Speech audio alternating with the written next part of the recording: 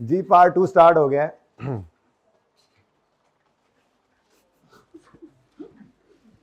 क्या क्या है क्या?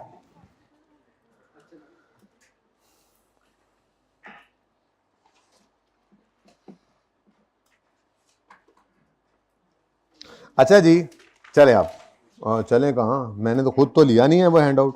असल में मैंने पूरा चैप्टर करने का सोचा था, तो चलो ये मैंने एक शॉर्ट सा बनाया था। यहाँ पे 7 है ना आज लेक्चर, ये आपको भी ये दे दिया मैंने।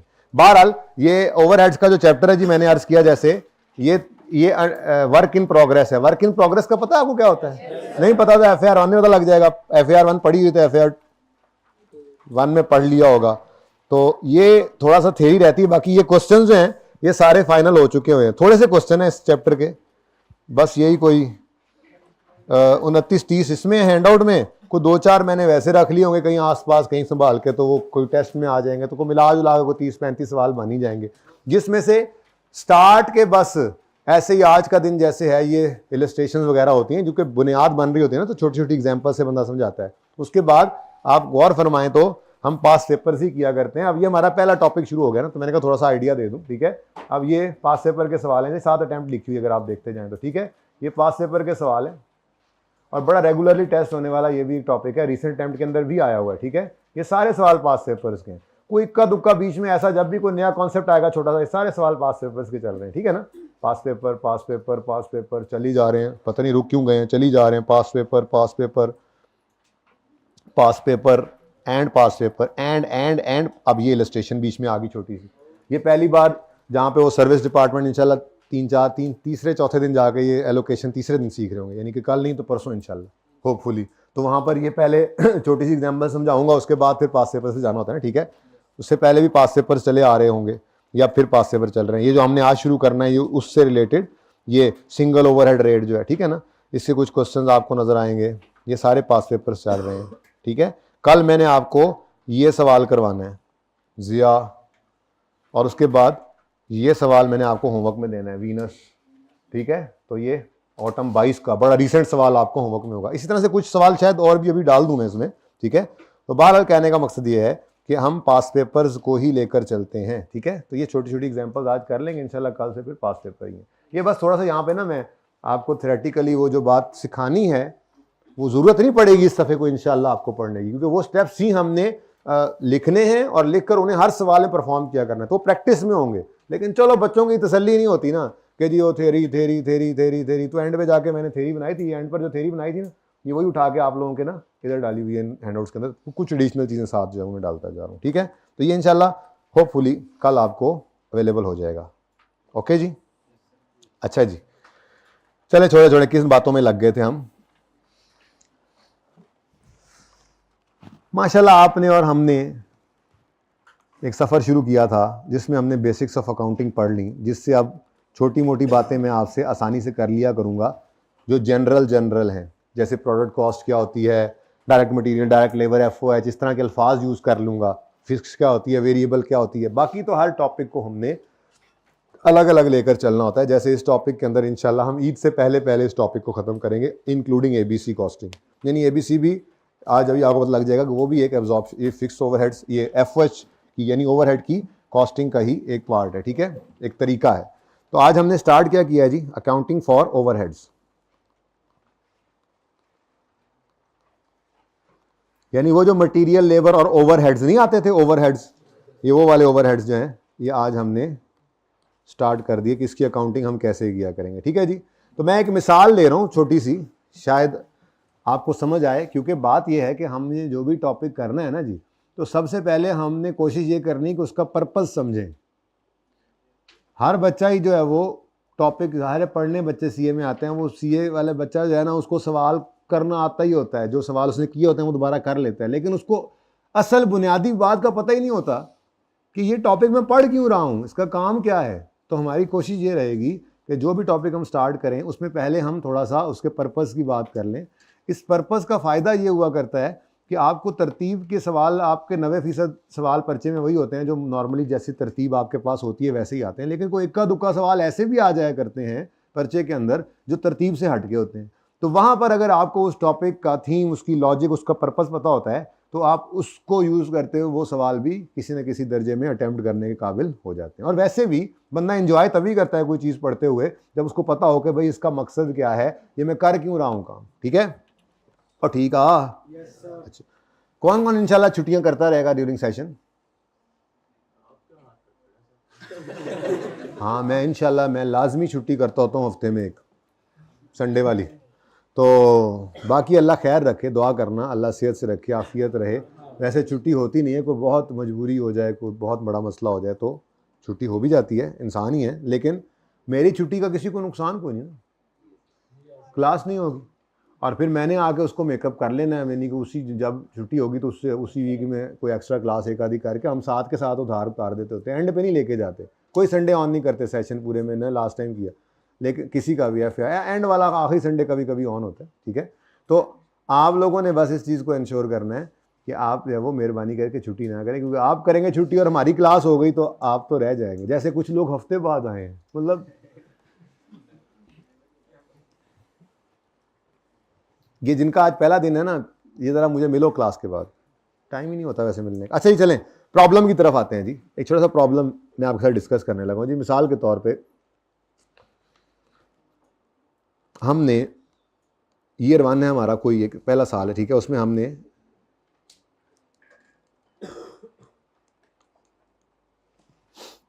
कोई 4000 यूनिट्स प्रोड्यूस किए हैं एक प्रोडक्ट के। ठीक है जी, और टोटल जो प्रोडक्शन कॉस्ट है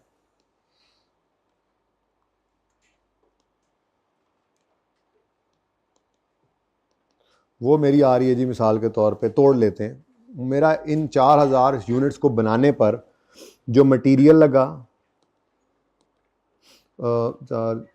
लेट्स से 80,000 रुपये का मटेरियल लग गया। ऐसे ही हाइपोथेटिकल डाटा है, लेकिन उसमें थोड़ा सा बस मैं ज़रा 4000 यूनिट्स के साथ, ताकि ग्राउंड फिगर आया आपके बाद में। ठीक है, उसके बाद लेबर की कॉस्ट जो है वो मेरी 60,000 रुपये आ रही है। ठीक है, और जो FOH है, FOH की कॉस्ट जो है वो मेरी 50,000 आ रही है। ठीक है, तो अगर मैं आपसे कहूँ कि पर यूनिट कॉस्ट हम निकालने लगे हैं, पर यूनिट प्रोडक्ट कॉस्ट या प्रोडक्शन कॉस्ट, पता है ना प्रोडक्शन कॉस्ट क्या होती है, यही 3 से मिलकर बनती है। तो वो ऊपर टोटल कॉस्ट गिवन है, अगर पर यूनिट निकालनी है तो मुझे बताओ मटेरियल की कॉस्ट कितनी है? 20 रुपीज़, ऐसा ही है। उसके बाद लेबर की कॉस्ट 15 रुपये, और FOH की कॉस्ट है 50/4 को, ये ज़रा मुझसे बेध्यानी में लिखा गया ना, ऊपर वाले तो मैंने सेम रखवाने हैं इसलिए वो जी 12 तो हमारी प्रोडक्ट की कॉस्ट कितनी आ गई जी पर यूनिट? 47.5, ऐसा ही है, ये ठीक है? अच्छा जी, अब वो खलो जाओ फोटोग्राफर हो, कुछ लिखने तो दो जरा, अभी एक और साल भी आना है। अच्छा सुनो, ये प्रोडक्ट कॉस्ट जो आपने निकाली है 47.5 रुपये, ये क्यों निकालनी ज़रूरी है? आप क्यों इसको निकालना चाह रहे होते हैं? कोई बच्चा मुझे बता दे, गलत सलत जो भी आंसर हो, यार कुछ मसला नहीं। कितनी कॉस्ट लगेगी? अच्छा, सबसे अहम बात यह है, असल में भाई ने ना अखबार लॉन्च किया है, आपको नहीं पता है, FAR 2 की क्लास के अंदर, तो इसलिए अब कारोबारी आदमी है, उनको फ़ौरन पता लगा है कि मुझे प्रोडक्ट की कॉस्ट, इसलिए मुझे एक अखबार कितने में पड़ता है ये इसलिए पता होना ज़रूरी है ताकि मैं ये डिसाइड कर सकूं कि मैंने एक अखबार की सेलिंग प्राइस कितनी डिटरमिन करनी है। ये बुनियादी बात है। प्रोडक्ट की कॉस्ट हमें क्यों चाहिए होती है? हम उसी की बेस के ऊपर कुछ प्रॉफिट ऐड करके सेलिंग प्राइस डिटरमिन करते हैं। हम सेलिंग प्राइस ऐसे नहीं अंधेरे में नहीं तीर जो है वो चला देना होता, हमने सेलिंग प्राइस बैलेंस रखनी होती है। ये नहीं वो खुली डुली रख देंगे जी, कोई मसला नहीं है भाईजान, साथ वाले का अखबार बिक जाना सारा, आपके नजदीक भी कोई नहीं आएगा। कंपटीशन होता है मार्केट के अंदर, तो आपने प्राइस को ऐसे रखना है कि वो आपको एक मुनासिब प्रॉफिट भी दे, आपकी सारी कॉस्ट कवर करके, और मार्केट में भी कंपेटिटिव रहो। ठीक है ना? यानी कि साथ वाले का अखबार भी एक जो है वो 25 रुपए का बिकता है, तो चलो आपने 26-27 का बेच दिया या 21-22 का बेच दिया, फिर भी ठीक है। बहुत कम कॉस्ट भी अच्छी नहीं होती, लोग कहते हैं यार ये तो बहुत इंफीरियर प्रोडक्ट है, बहुत ज़्यादा भी नहीं होती, कहते हैं यार ऐसे ही यार इसको कौन खरीदे, पहुंच से दूर है, ठीक है ना। तो आपने एक सेलिंग प्राइस को अगर डिटरमिन करना है तो आपको प्रोडक्ट की कॉस्ट का पता होना चाहिए, ठीक है। अब मटेरियल और लेबर की कॉस्ट जो है वो नॉर्मली साल के शुरू में आपको पता है, ठीक है, साल के शुरू में आपको पता है, तो आप आज ही खड़े होकर सुकून से ये पर यूनिट कॉस्ट निकाल लेते हो। लेकिन जो एफओएच होते हैं वो साल के शुरू में आपको पता नहीं होते, ठीक है ना। क्या मतलब जब पीरियड गुजरे, साल नहीं मतलब महीना भी हो सकता है यार, ठीक है, महीने की बात भी, डिसीजन मेकिंग कॉस्ट अकाउंटिंग ना, तो वैसे भी हम मंथली बेस के ऊपर ज़्यादा जो है वो डिसीजन मेकिंग कर रहे थे, सवाल कर रहे थे, ठीक है ना। ज़्यादा डाटा जो है वो अभी आपको फाइनेंशियल अकाउंटिंग से ये चीज़ नजर आएगी चेंज, यहाँ पर मंथली ज़्यादातर चीज़ें, मंथली अकाउंट्स, मंथली डाटा, ये चीज़ें गिवन होती है, क्योंकि मंथली बेस पर मैनेजमेंट अकाउंटिंग वो पढ़ाया था ना आपको दोनों के डिफरेंस के अंदर, कि फाइनेंशियल अकाउंटिंग के अंदर वैसे तो एनुअल होता है, कभी सेमी एनुअल या क्वार्टर हो जाए, लेकिन आपकी कॉस्ट मैनेजमेंट अकाउंटिंग के अंदर जो आप जिस लेवल तक मर्जी ले जाएं, monthly accounts normally management prepare करती है, मंथली अकाउंट्स नॉर्मली ऑर्गेनाइजेशन के अंदर बना करते हैं, ये कॉस्ट एंड मैनेजमेंट अकाउंटेंट जो बनाते हैं। खैर चलें, तो मैं ये कह रहा था आपको पीरियड के स्टार्ट में नहीं पता कि पीरियड के एंड के ऊपर कितना बिजली का बिल आ जाएगा, ठीक है, कितना गैस का बिल आ जाएगा, ओके। जो इनडायरेक्ट खर्चे होते हैं, ठीक है, उनमें कुछ एस्टिमेट हो सकते हैं, कुछ नहीं हो सकते, वो एक्चुअल आएंगे पीरियड के एंड के ऊपर। अब क्या हम प्रोडक्ट की कॉस्ट निकालने के लिए पीरियड का एंड का इंतजार करें? प्रोडक्ट की कॉस्ट निकालने के लिए पीरियड के एंड का इंतजार करें? ये तो फिर भाई हम फिर सेलिंग प्राइस भी डिटरमिन नहीं कर सकते, फिर पूरा पीरियड हम वेट करते रहे सेलिंग प्राइस डिटरमिन करने के लिए, तो फिर कारोबार बंद कर दें, तो फिर कारोबार बंद करेंगे तो फिर फिक्स कॉस्ट भी एक्चुअली निकलेंगे। तो ये मसला है असल में। इस मसले को मैं यहाँ पे आपको प्रेजेंट भी करता हूँ, देखें मिसाल के तौर पे अगला साल आता है तो ईयर टू के अंदर हमने गुड्स प्रोड्यूस की, लेट्स से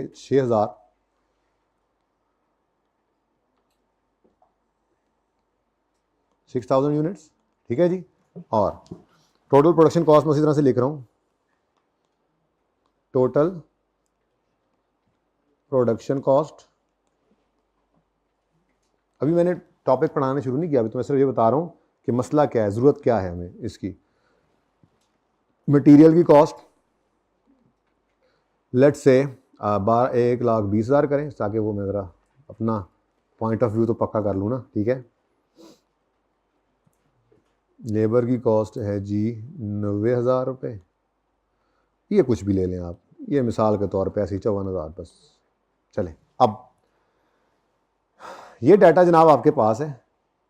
अब आप पर यूनिट प्रोडक्शन कॉस्ट निकालें अगर, तो मटेरियल वही 20 रुपये, ये मैं अज्यूम कर रहा हूँ कि मटेरियल जो है वो बिल्कुल सही मिलता है, कोई महंगाई नहीं हुई, कोई मटेरियल लेबर जो है वो ज़ाया नहीं कर रही, तो ये 20 रुपये का ही पड़ा इस पीरियड में भी। लेबर भी वेली बिल्कुल नहीं बैठती, ईमानदारी से अपना काम करते हैं, कोई वक्त इन्होंने ज़ाया नहीं किया, इनकी भी कॉस्ट पर यूनिट 15 ही है। और एफओएच जो हैं भाई वो पीरियड के अंदर चेंज होते रहते हैं, तो 54,000 बटा 6 करो 9 रुपये, ठीक है ना। अब ये पीरियड के एंड पे जाके अगर पता लगे, ठीक है, तो फिर तो बड़ी गड़बड़ हो जाएगी। अच्छा वैसे ये देखो, अगर मटेरियल और लेबर की कॉस्ट सेम है तो प्रोडक्ट की कॉस्ट क्यों कम हुई है जी? एफओएच की कॉस्ट क्यों कम हुई है? यूनिट्स बढ़ गए हैं तो हाँ, इसमें फिक्स कॉस्ट होगी। देखें मटेरियल के बारे में आपको कहा था, डायरेक्ट मटेरियल तो हमेशा वेरिएबल होता है, और लेबर जो है वो डायरेक्ट लेबर जो होती है जैसे, वो भी ज़्यादातर वेरिएबल ही होती है, लेकिन एफओएच जो होते हैं ये सेमी वेरिएबल होते हैं, तो इनमें फिक्स पोर्शन भी होगा। अब अगर आपका प्रोडक्शन लेवल इंक्रीज हुआ है तो आपका एफओएच कॉस्ट तो कम हो जाएगा।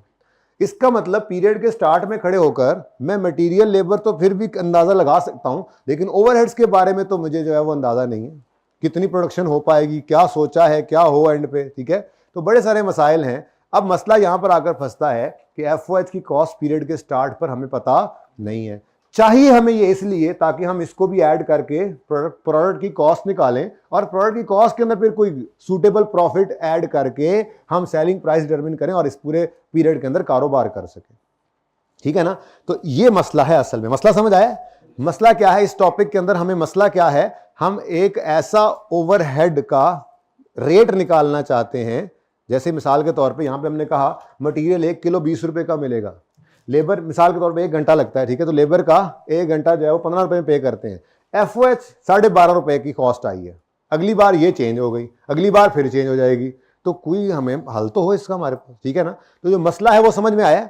हमें एफओएच की कॉस्ट एस्टिमेट करनी है पीरियड के स्टार्ट में खड़े होकर, उसके लिए हम एक रेट निकालेंगे, उस एस्टिमेटेड रेट होता है उसको यूज करेंगे पूरा पीरियड, और एंड पे जाके फिर हम जो फर्क निकलेगा, फर्क तो आएगा, हमने एक एस्टिमेटेड रेट लिया होगा और एक्चुअल में चीजें डिफरेंट आएंगी, तो उन चीजों के वो जो डिफरेंस होगा उसको वेरिएंस कहते हैं, पीरियड के एंड पे हम निकाला करेंगे, ठीक है।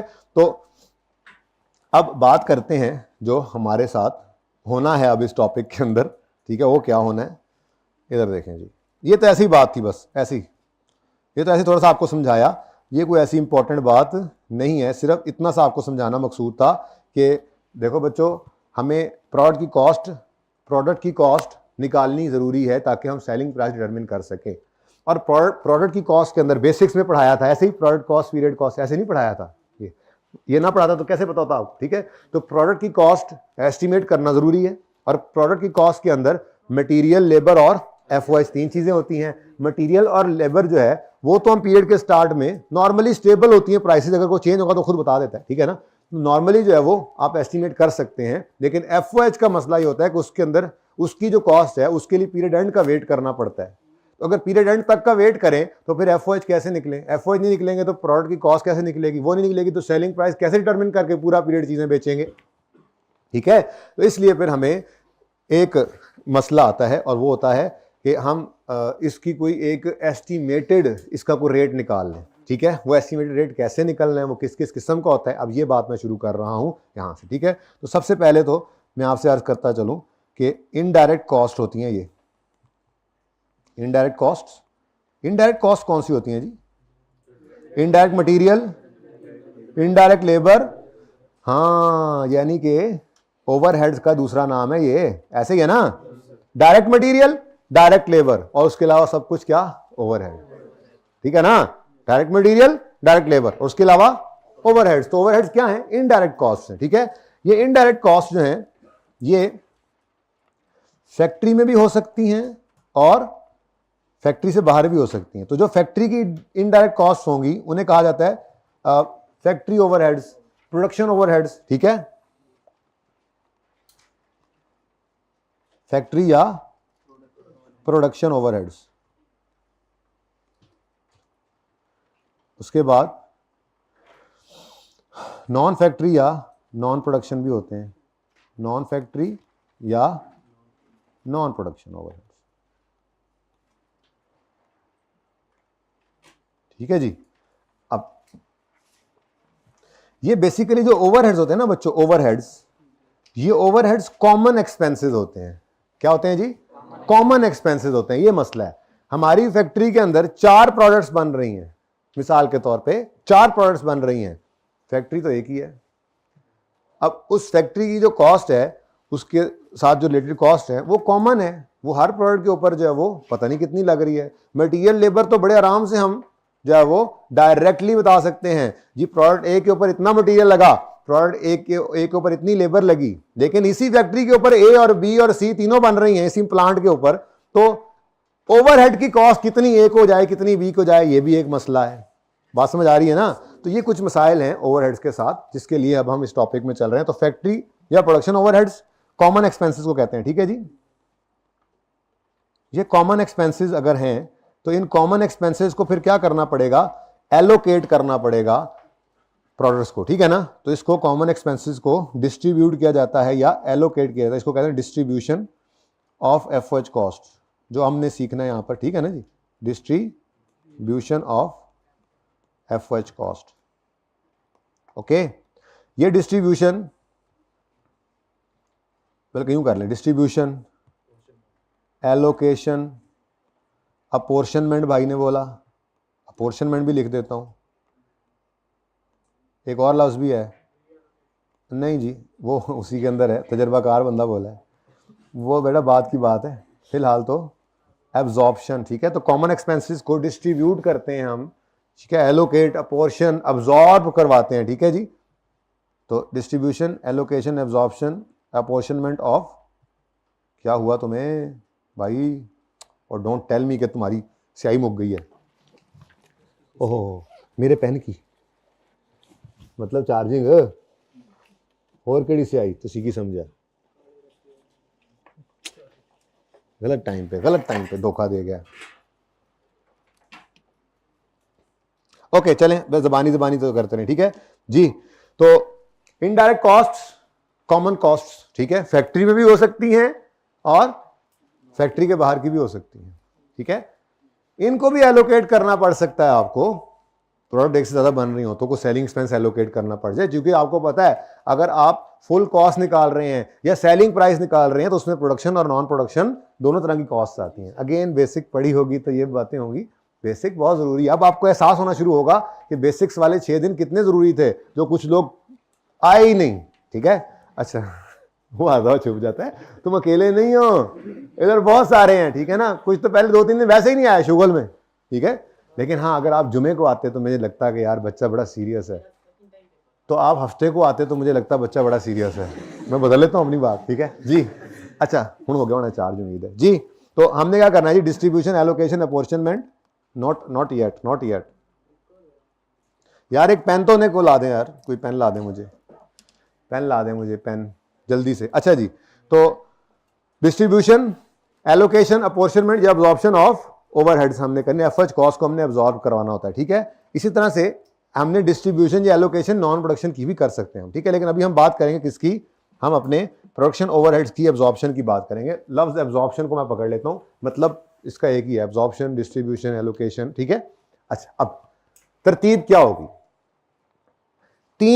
तीन मोमेंट्स अब आएंगी हमारे कॉस्ट अकाउंटेंट्स की जिंदगी के अंदर। सबसे पहले स्टार्ट ऑफ द पीरियड पे खड़े होकर हम एक एस्टिमेटेड रेट निकालेंगे ओवरहेड का, उसको कहते हैं प्री डिटरमिन्ड, चलो ये तो डेफिनेशन हो गई, वैसे इसको कहा जाता है ओवरहेड का एब्जॉर्प्शन रेट। क्या कहा जाता है जी, एब्जॉर्प्शन रेट ओवरहेड का। और ये एक एस्टिमेटेड रेट होता है जिसको हम बजटेड डाटा यूज करते हुए निकाल लेते हैं। अभी मैं लिखता हूं सारा कुछ, पेन जरा बंद हो गया, ठीक है, अभी मैं लिखता हूं।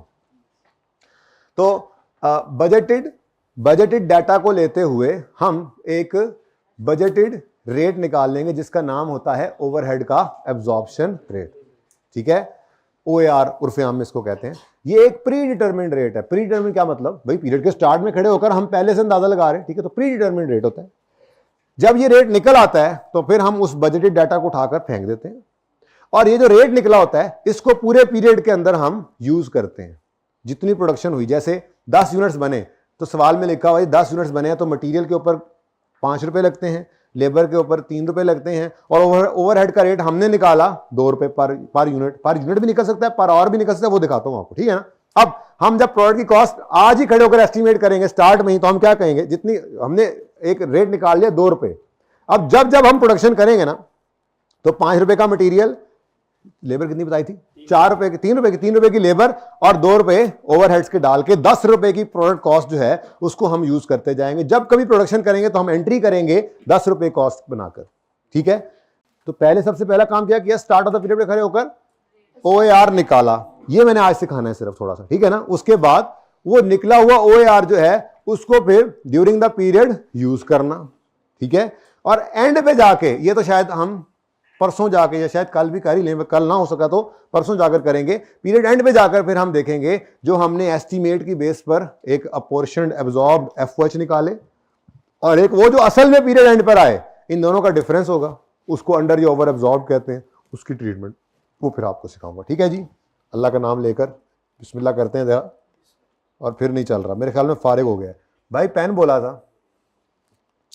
चलो यार लास्ट टाइम वाला ढूंढते हैं, फिर लास्ट टाइम भी लिखवाया तो होगा ना बच्चों को, 1 मिनट लगेगा मुझे ज़रा माजरत के साथ।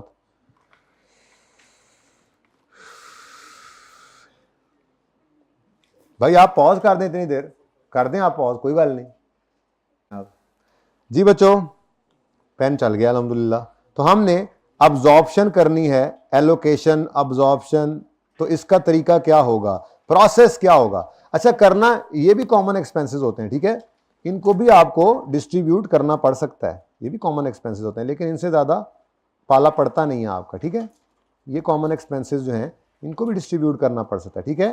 पर हमारे जो ज़्यादा पाला इस टॉपिक के अंदर पड़ेगा वो प्रोडक्शन ओवरहेड्स के साथ पड़ेगा, ठीक है। इनकी भी डिस्ट्रीब्यूशन होती है। मैंने कहा लिख तो दूं, ये ना कल को करनी पड़े तो आप जब गले पड़ जाए। अच्छा, एब्जॉर्प्शन, क्या तरीका होगा जी एब्जॉर्प्शन का? सबसे पहली बात, एब्जॉर्प्शन जिसको मैं यूं लिखता हूं, एब्जॉर्प्शन कॉस्टिंग सिस्टम इसको कहते हैं, ठीक है जी।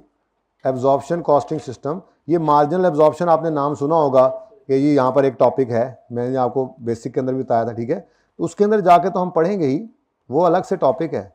यानी हमारी तरतीब ये होगी इंशाल्लाह कि हम यहाँ पे ओवरहेड्स पढ़ रहे हैं, यहाँ पे मार्जिनल एब्जॉर्प्शन कुछ सीख के जाएंगे, जाहिर सी बात है। ओवरहेड्स के टॉपिक के बाद आईकैप ने अलग से एक चैप्टर, ये चैप्टर 3 है गालिबन आईकैप का, उसके बाद गालिबन चैप्टर 4 जो है वो एक्टिविटी बेस्ड कॉस्टिंग का है, तो वो भी हम साथ ही पढ़ते हैं। इन दो के बाद फिर हम मार्जिनल एब्जॉर्प्शन पे मूव कर जाते हैं, ठीक है ना। तो ये तीनों टॉपिक्स इकट्ठे ही पढ़ाता हूँ। तो एब्जॉर्प्शन कॉस्टिंग सिस्टम के अंदर आपको तीन तरह के सिस्टम से आप जो है वो ये एब्जॉर्प्शन करवा सकते हैं। हम करने क्या निकले हैं, हम कॉमन एक्सपेंसेस को प्रोडक्ट की कॉस्ट में एब्जॉर्ब करने का तरीका सीखने निकले हैं। तो तीन तरीके आपके पास हैं कॉस्ट अकाउंटिंग के अंदर, एब्जॉर्प्शन कॉस्टिंग सिस्टम में तीन तरीके हैं ओवरहेड्स को एब्जॉर्ब करवाने के। नंबर 1 जो आज शुरू करेंगे, कल चलेगा, शायद परसों भी चल जाए, ठीक है, और वो है सिंगल ओवरहेड एब्जॉर्प्शन रेट। क्या जी? सिंगल रेट सिस्टम कहते हैं बल्कि इसको, उर्फ आम में, सिंगल रेट सिस्टम। ये स्टार्ट में चलेगा 2 से 3 दिन, यानी कि कल तो चलेगा ही चलेगा, परसों भी चल सकता है। कम टेस्ट हुआ है, गालिबन 2 सवाल हैं, कोई तीसरा ना आ गया हो तो 2 हैं। इस दफ़ा मैं याद नहीं आ रहा कौन सा वाला था, तो बहरहाल इस बार ABC के साथ उसने मिक्स किया था, तो बहरहाल मैं देख लूँगा। 2 से 3 सवाल मुझे मिलेंगे बस इसके, तो एक पुराना आया हुआ था, एक रिसेंट आया हुआ था पिछले 1-2 टाइम्स पहले। आईकैप ने कम टेस्ट किया हुआ, लेकिन जाहिर सी बात है बुनियाद तो यही है, इसको सीखेंगे और आगे चलेंगे, ठीक है जी। तो सिंगल रेट सिस्टम, उसके बाद दूसरा जो है उसको डिपार्टमेंटल रेट सिस्टम कहते हैं। आईकैप का मोस्ट फेवरेट है ये, ठीक है जी। डिपार्टमेंटल रेट सिस्टम, ये जब सिंगल रेट खत्म होगा तो शुरू करेंगे, उसके बाद ये काफ़ी दिन चलता रहेगा, ठीक है जी। डिपार्टमेंटल रेट सिस्टम,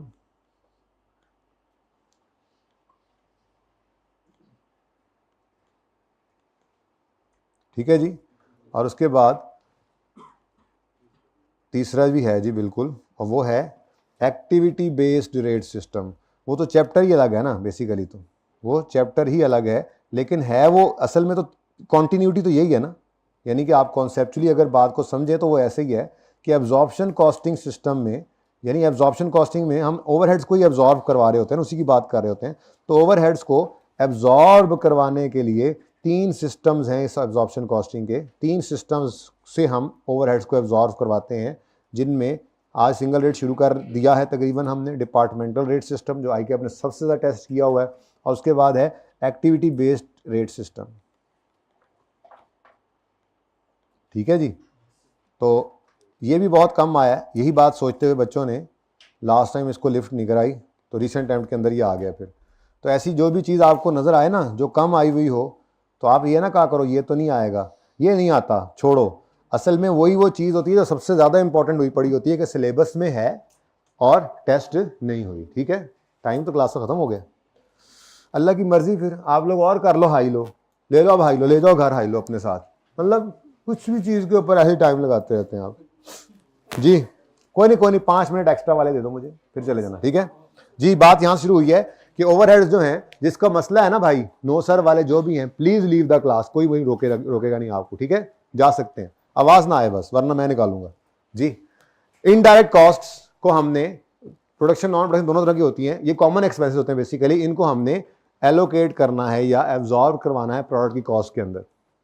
तो उस एब्जॉर्प्शन कॉस्टिंग के सिस्टम्स हैं 3, ठीक है, सिंगल रेट, डिपार्टमेंटल रेट और एक्टिविटी बेस्ड रेट। यानी कि आज व्हाइट बोर्ड की तरफ मैं जा ही नहीं सका, वो मैंने कहा था ना कि जो सपने मैंने दिमाग में सजाए हुए थे सुबह के, आज मैं ये देखो 9 सवाल दिए आपको, 1-2 करवा के बाकी होमवर्क में देने थे, सब गया। अच्छा जी, तो हम क्या करेंगे जी, अब आज हम शुरू कर रहे हैं सिंगल रेट सिस्टम शुरू तो कर देना कम से कम। ले जी, है ना, शुरू करना जी बच्चों। अच्छा, अब मैंने आपको ये कहा था, वो मैंने जो पहले आपको बताया था ना, बात मैंने कर दी थी सारी, ठीक है, कि आपने क्या करना है, आपने पीरियड के स्टार्ट में खड़े होकर एक एस्टीमेटेड रेट निकालना है, ठीक है जी। सिंगल रेट सिस्टम में क्या करेंगे जी, पीरियड के स्टार्ट में आप एक एस्टीमेटेड प्री डिटरमिन्ड रेट निकालेंगे, ठीक है, बजटेड डाटा को यूज़ करते हुए। फिर उस रेट को आप पूरा पीरियड प्रोडक्शन जितनी करते रहेंगे उस हिसाब से उसको यूज़ करके चलाते रहेंगे, ठीक है। और पीरियड एंड पे जाकर फिर आप बजटेड का लास्ट भी नहीं बोलना, आपने वो जो एब्जॉर्ब्ड एफओएच निकाले थे, ठीक है, और जो एक्चुअल हुए उनका डिफरेंस लेकर अंडर ओवर निकालना है, उसकी अकाउंटिंग फिर सीख लेंगे, ठीक है ना। तो सिंगल रेट सिस्टम के अंदर हम 3 पॉइंट्स के ऊपर जो है वो, अब ये डिपार्टमेंटल रेट अब बाद में आएगा, ठीक है ना, मैं सिंगल की आगे बात कर रहा हूँ, ठीक है। तो सिंगल रेट सिस्टम में मैंने क्या कहा जी, 3 मौके होंगे, ठीक है जी। सबसे पहले at start of period,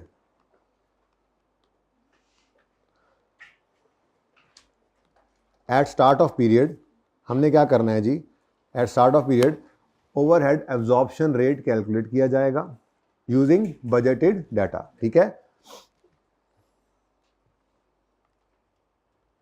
OAR, उर्फ आम में इसको ओवरहेड एब्जॉर्प्शन रेट का ये मुखफ़फ़ है ज़रा, ठीक है ना। OAR, overhead absorption rate is calculated, start of the period पे ये करते हैं हम, is calculated on the basis of budgeted data, on the basis of budgeted data. क्या मतलब हम ये अंदाज़ा लगाएंगे कि जी अगले पीरियड में बजटेड फिक्स्ड कॉस्ट जो होगी, बजटेड एफओएच कॉस्ट टोटल, उस पर फिक्स वेरिएबल दोनों होते हैं, ठीक है ना।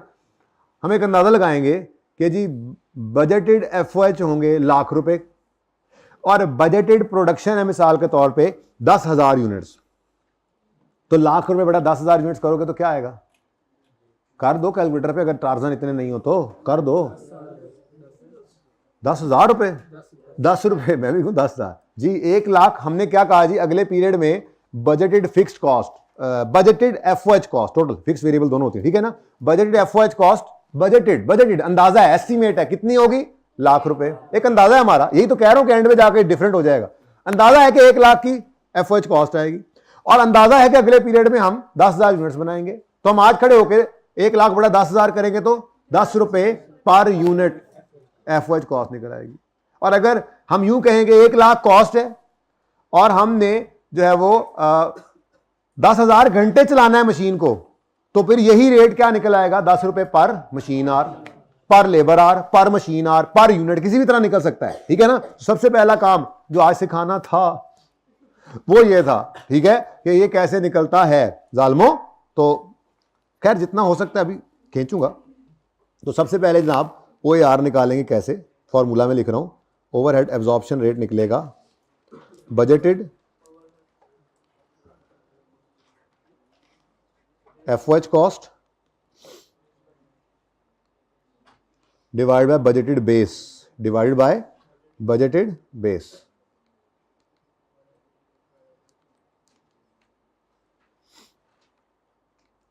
अब ये जो बेस है ना, बेस, ये माशाअल्लाह से कोई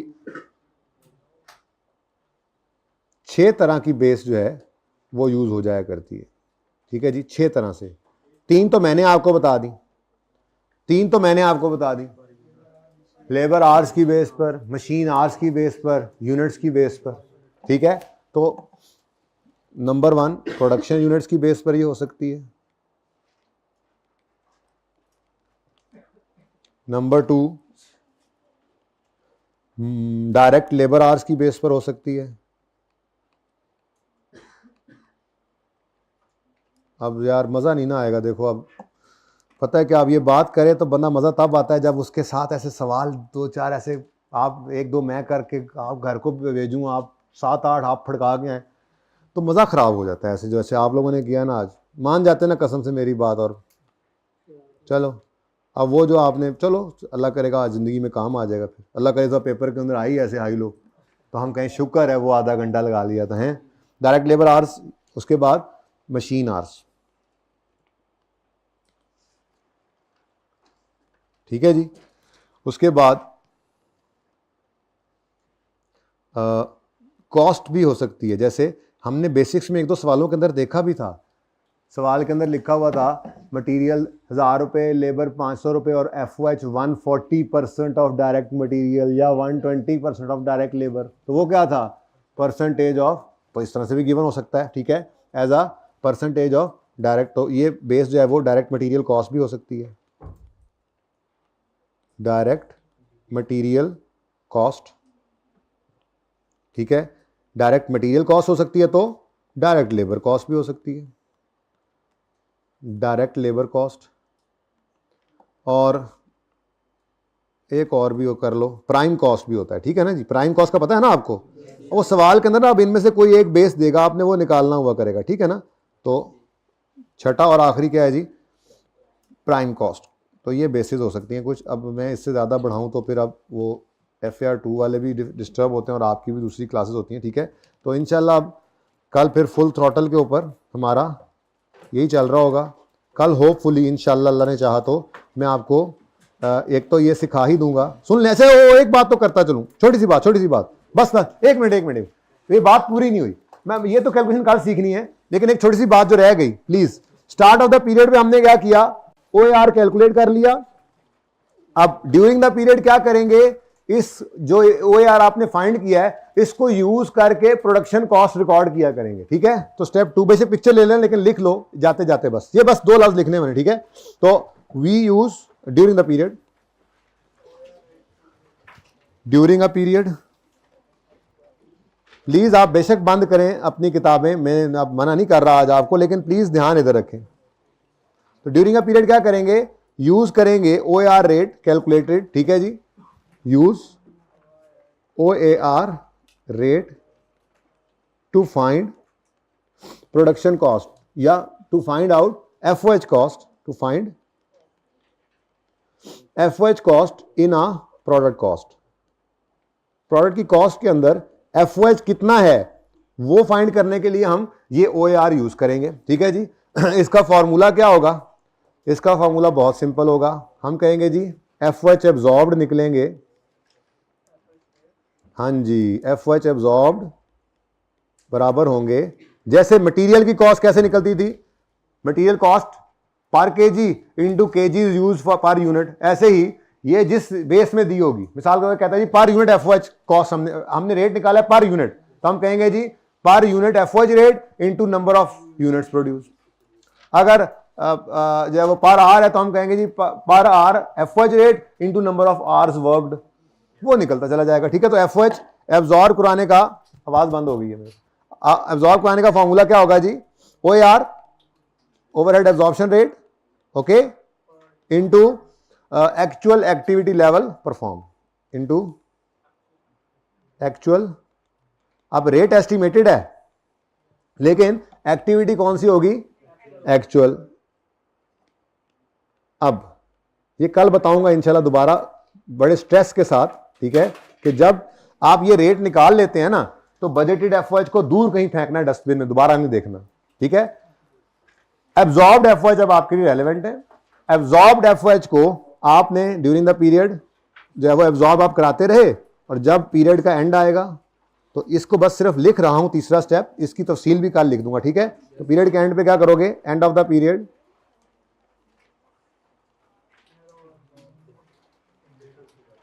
आप वेरिएंस एनालिसिस करेंगे, क्योंकि एब्जॉर्ब कुछ और होंगे, एक्चुअल कुछ और आ जाएंगे, ठीक है। तो FOH वेरिएंस कैलकुलेट करेंगे आप, लिख ही देता हूं अब, FOH वेरिएंस बाय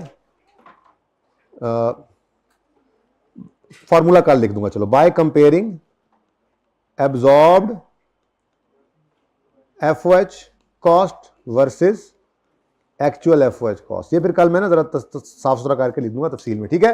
तो ये कहानी चलेगी जी हमारी। कहानी कहां चली है, इनडायरेक्ट कॉस्ट जो हैं उनको एलोकेट करना जरूरी है, ठीक है। एलोकेशन के लिए 3 सिस्टम्स हैं, जिनमें से आज हमने शुरू जो किया है वो है सिंगल रेट सिस्टम।